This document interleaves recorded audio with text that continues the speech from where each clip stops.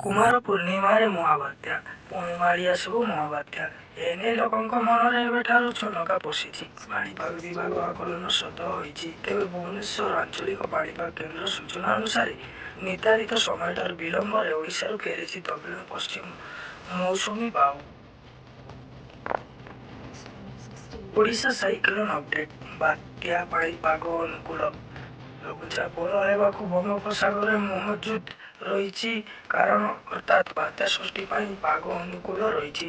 ନଜର ପକାଇବା କାହିଁକିନା ବାତ୍ୟାକୁ ନେଇ ଚାଲିଛି ଚର୍ଚ୍ଚା। ଆଜିଠାରୁ ପ୍ରାୟତଃ ରାଜ୍ୟର ଅଧିକାଂଶ ଜିଲ୍ଲାକୁ ମୌସୁମୀ ଫେରିଛି। ତେବେ ଆଗକୁ ବାଗୁଆ ଶୀତ ମାଡ଼ି ଆସିବ ବୋଲି ଆକଳନ କରାଯାଉଛି। ତେବେ ଯଦି ଦେଖିବା ଆଉ ଏକ ଲଘୁଚାପ କ୍ଷେତ୍ର ସୃଷ୍ଟି ହୋଇଛି। ସମୁଦ୍ର ବଳ ଘଟାଇ ଶକ୍ତିଶାଳୀ ହେଉଛି ଲଘୁଚାପ।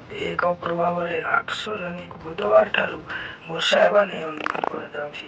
ଅକ୍ଟୋବରରୁ ସାଧାରଣତଃ ବାତ୍ୟା ଋତୁ କୋଉଠି ଭାବରେ ସୃଷ୍ଟି ହେବାକୁ ଥିବା ପ୍ରତିଟି ସିଷ୍ଟମ ବେଶ ଗୁରୁତ୍ୱପୂର୍ଣ୍ଣ। ପାଣିପାଗ ବିଭାଗ ବି ସୃଷ୍ଟି କରିଛି ଉତ୍ତର ଆଣ୍ଡାମାନ ସାଗରରେ ଆସନ୍ତା 20 ତାରିଖ ସୁଦ୍ଧା ସୃଷ୍ଟି ହେବ ଘୂର୍ଣ୍ଣିବଳୟ। ଏହାର ପ୍ରଭାବରେ କେନ୍ଦ୍ରୀୟ ବଙ୍ଗୋପସାଗରରେ 22 ତାରିଖରେ ଏକ ଲଘୁଚାପ କ୍ଷେତ୍ର ସୃଷ୍ଟି ହେବ।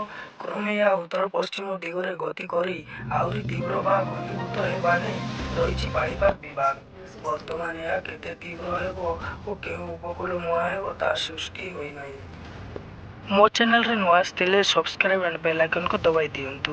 ଧନ୍ୟବାଦ।